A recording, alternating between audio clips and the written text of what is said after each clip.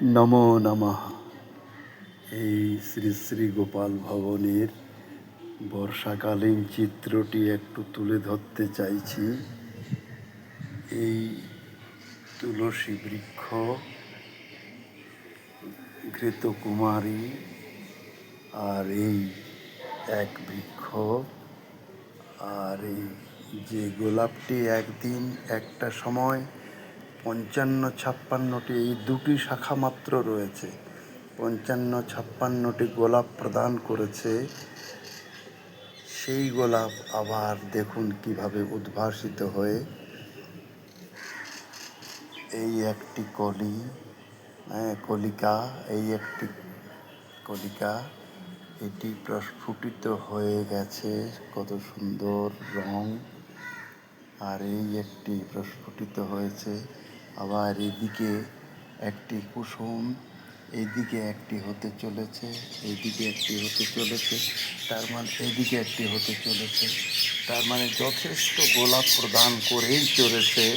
কি অদ্ভুত মহিমা! আর তার সাথে সাথে আমার এই যে ডবল টগরের গাছটি রয়েছে, বর্ষায় এত বেশি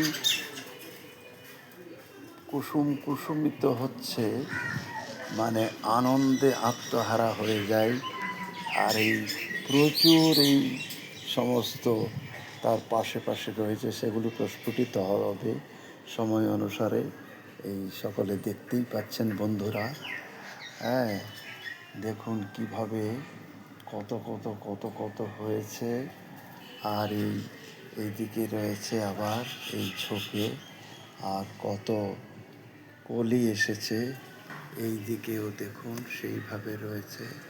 আর এই প্রস্ফুটিত হয়েছে, এইভাবে পরিপূর্ণতা এসেছে, সম্পূর্ণ গাছে ভর্তি হয়ে গিয়েছে।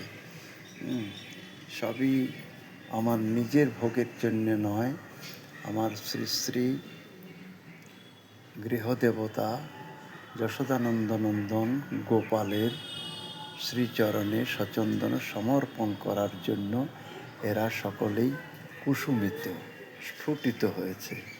আশ্চর্য লাগে। আর এখানেও আবার তুলসী বৃক্ষ, সচন্দন তুলসী, তার চরণে তো দিতেই হয়। আর এই হলো বৃক্ষ মূল। এই ঘটের মধ্যে মৃত্তিকা দিয়ে এই গাছটি করেছিলাম।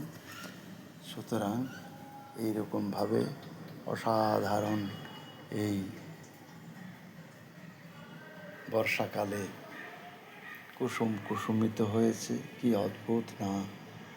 কত সুন্দর, দেখলেও মনটা ভরে যায়। ঠিক আছে বন্ধুরা, আজ এইটুকুই তোমাদের দেখিয়ে আনন্দ পাবো। সকলেই ভালো থেকো, সুস্থ থেকো, নিরাময় থেকো। রাখি, আজের মতো আসি।